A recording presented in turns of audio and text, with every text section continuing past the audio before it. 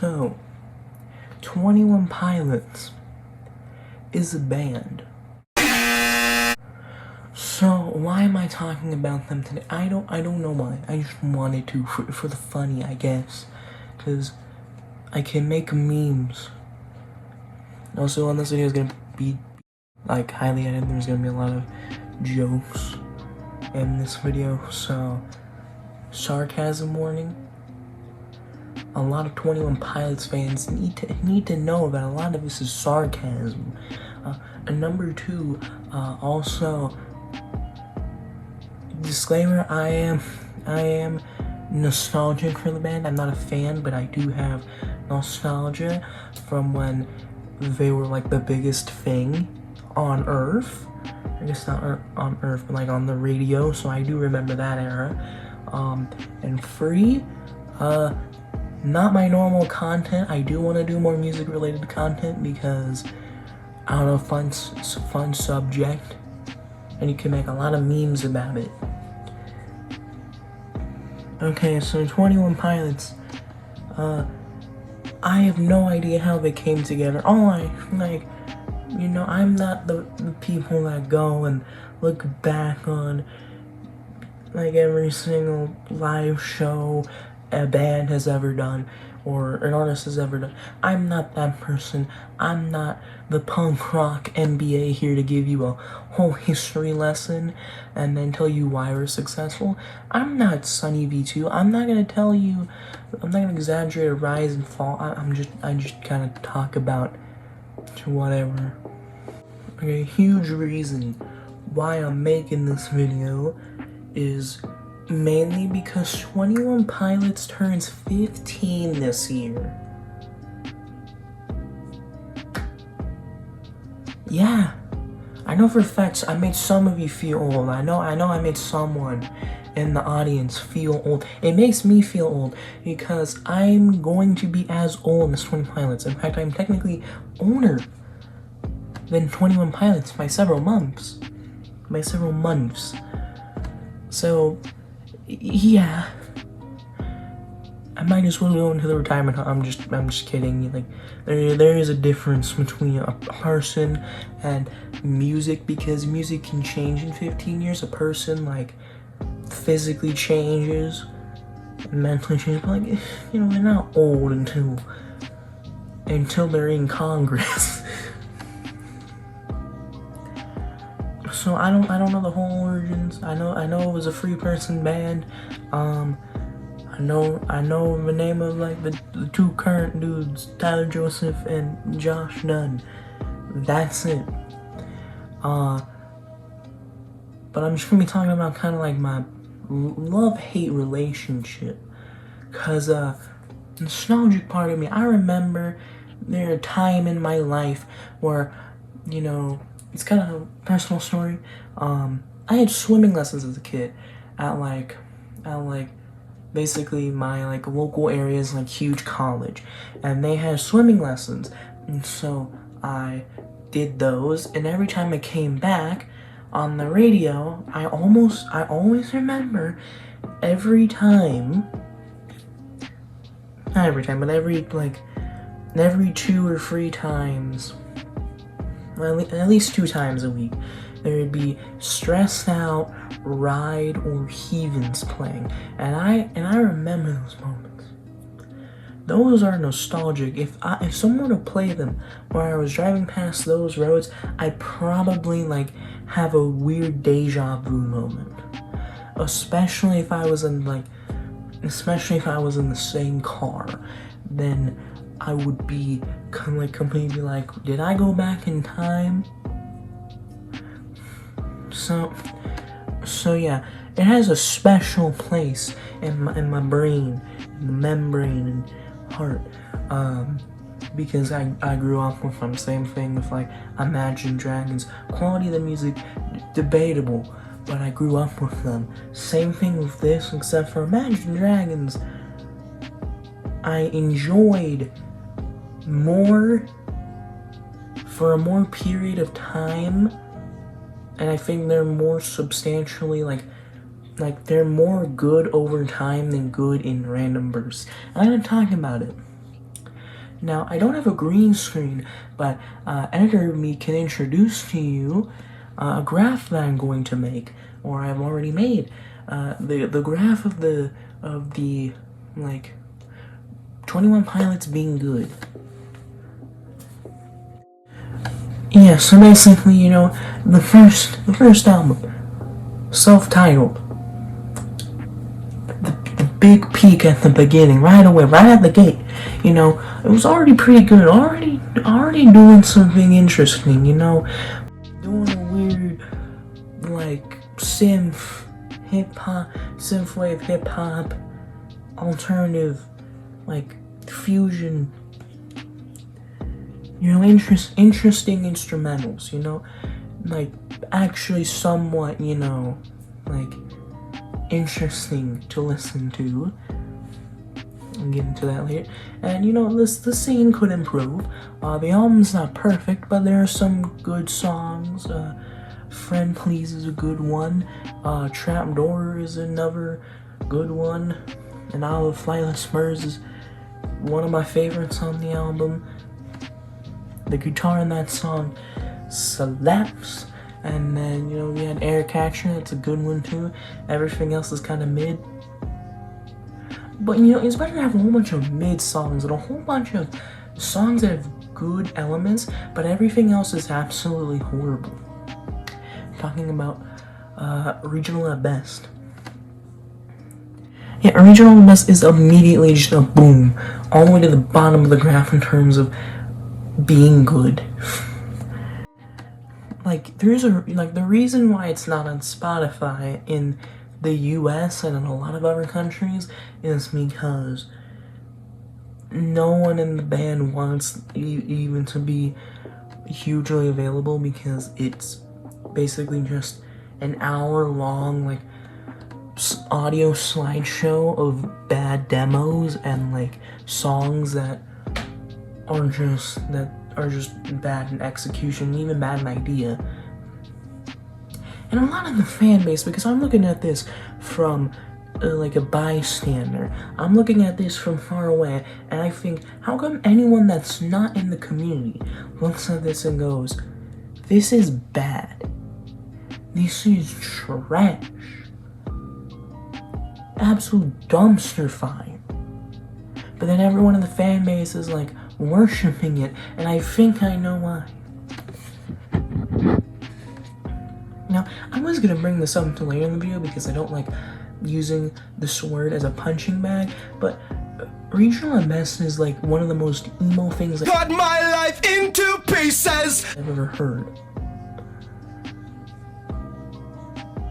Yeah, it might not be rock, but it's just like everything is so whiny and falls into that style. It is very annoying, and a lot of the 21 Pilots fan base just thinks that he's just like me for real, and it's kind of annoying. It's not a good album. It's not a good anything. All the songs that are good are done better in the next album. And again, I don't want to use emo as a punching bag, as a weapon for this, because I am also a enjoyer of My Chemical Romance, Panic at the Disco, and Fall Out Boy. But the difference is, they all changed their styles, and they all started off good. The first Panic album, good, serviceable. The first studio album, Bullets album, My Chem is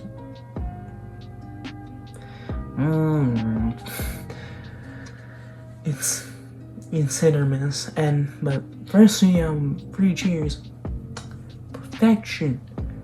They somehow went up from there, and then the first studio Fall Out Boy album is amazing. But then like 21 Pilots, that was inspired by all of them, has a good first album. Second album was trash for some reason.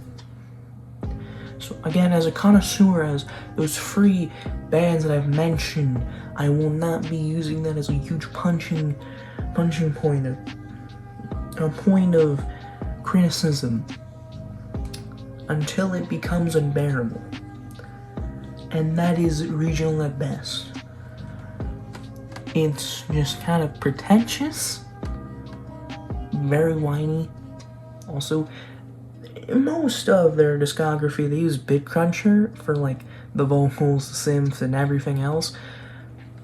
It is turned up so high that every single song ages like not even milk. It ages like milk, but it's been left out in the Arizonan sun. Like, it does not age well. It ages worse than like anything. It wasn't even good when released. I don't know how someone can do that. Like, how come it can be just bad, then everyone knows it's bad, but then people gaslight themselves into thinking it's good, and then everyone's just like, it's bad. And there's like only 2 people that still think it's good. So moving on from that, we have Vessel. Vessel is just the better mixed version of Regional at Best. And this album, if I had the tier list, let me pull up the tier list really quick. I'll make a screenshot of it. Boom, it's just right, it's right above Regional at Best. Why? Because at least it's not as ear-piercing. It's not gonna make my ears bleed. It's not gonna make me want to immediately throw whatever speaker or device the sound is coming from. Instead, I'm just going to turn it down, or just turn the thing off. Then, another peak. Blurryface. Again, nostalgia talking here. When you grow up in a time where every other, 5 songs on the radio here, my name is Blurryface and I care you think.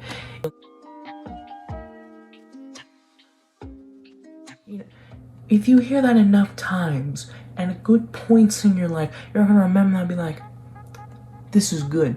You're gonna ignore if it's not original or not. And I actually think this album's pretty original. Concept? No. Is it a little pretentious? Yes. Did it set the groundwork of almost any other, like pop, hip-hop? Or pop rap? I don't know what the name is, but where every single drum beat is like, or like that. In the late 2010s, until a couple years ago when I just switched to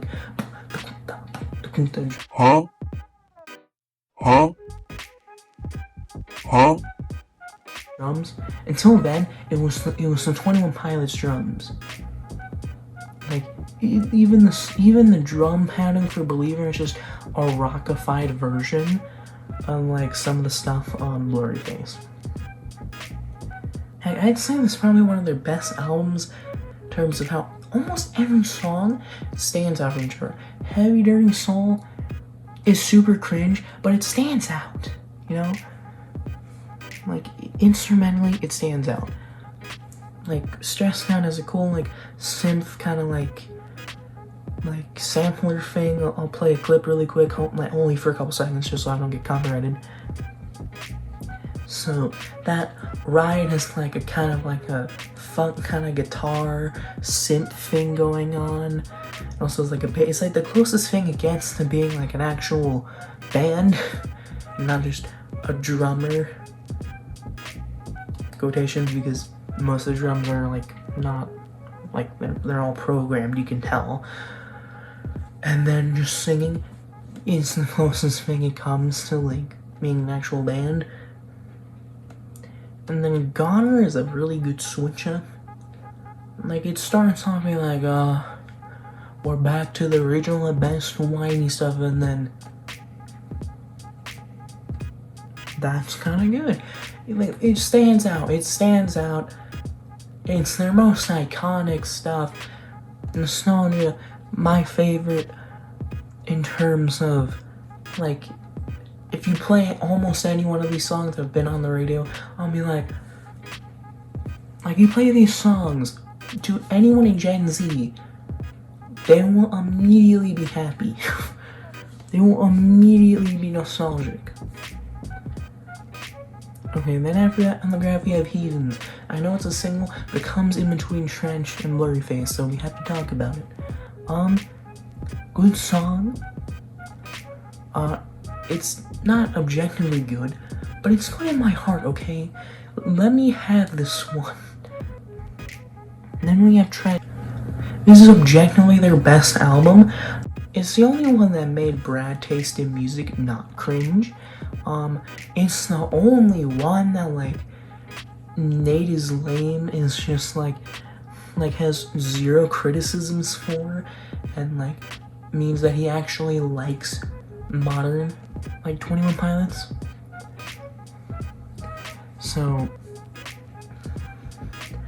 So yeah, that's a W. How do I do W? W. It's a dumb joke. So Trench has some of the best songs. The Jumpsuit is great. It's great. It's like practically rock. It has a nice bass line. The singing is good. Chlorine, super soft song, R&B. It's good too. Legend is a super wholesome and heartwarming song. If you don't feel good listening to it, I think you need therapy. Yeah, so Trench, good. And then Scale and Ice Scene.